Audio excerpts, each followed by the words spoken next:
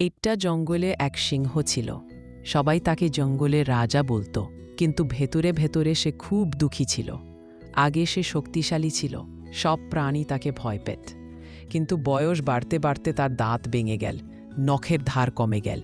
এখন আর সে শিকার ধরতে পারত না। সিংহ ক্ষুধার্ত হয়ে গাছের নিচে বসে থাকত।